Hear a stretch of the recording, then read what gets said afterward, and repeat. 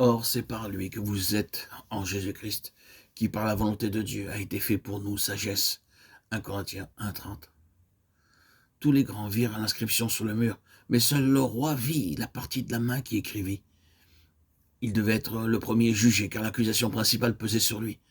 De même, avant que Dieu ne juge le pécheur, il jugera tout d'abord le diable, le responsable de la chute de l'homme, de son péché, de sa souillure. Il sera le premier à être jeté dans les temps de feu. Dieu vous parle maintenant. Si vous êtes encore pécheur, Dieu vous dit, « Oh, pécheur, si vous ne voulez pas vous repentir de vos péchés, préparez-vous pour le jour du jugement. » Dieu, dans son grand amour et sa miséricorde, vous avertit de diverses manières, par la maladie et les calamités. Il vous appelle afin que vous receviez son salut.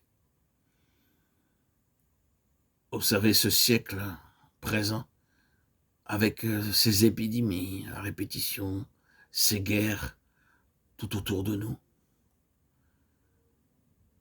Le Seigneur Jésus-Christ deviendra votre sagesse si vous l'acceptez comme sauveur. Si vous êtes imprégné de la crainte,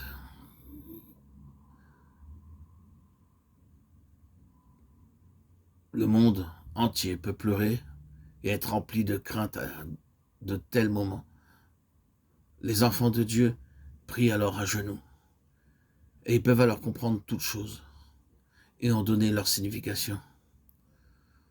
N'ayez donc pas peur, ayez la crainte de Dieu, non la crainte des hommes, ni du monde, ni des plaies qui tombent, ni des guerres, ni de toute épidémie. Soyez enseignés par le Christ, qui est notre sagesse. En lui, Dieu a élu avant la fondation du monde. Il nous a élus. Éphésiens 1,4. Il y eut en France un homme du nom de Voltaire. Il était un érudit, mais aussi un athée, un blasphémateur. Il tomba malade juste avant sa mort, et il était rempli de crainte. Il était chaque nuit si agité qu'aucune infirmière ne voulait s'occuper de lui plus d'une seule nuit.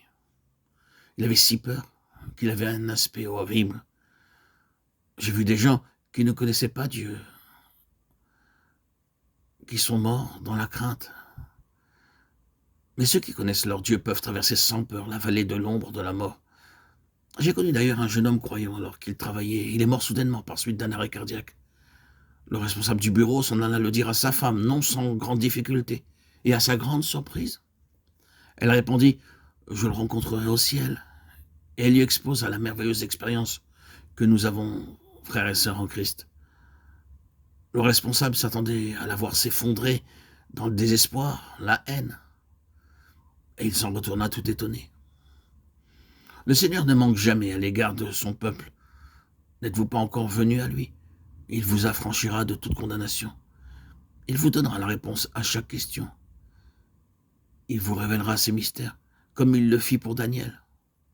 Et il vous fera triompher en chaque situation. Dieu désire que nous, son peuple, nous participions à sa grande victoire. Il nous a aimés d'un amour éternel et il nous a élus en lui pour un dessein élevé qui était en lui avant la création. Ceci nous est montré dans Éphésiens 1,4 à 23.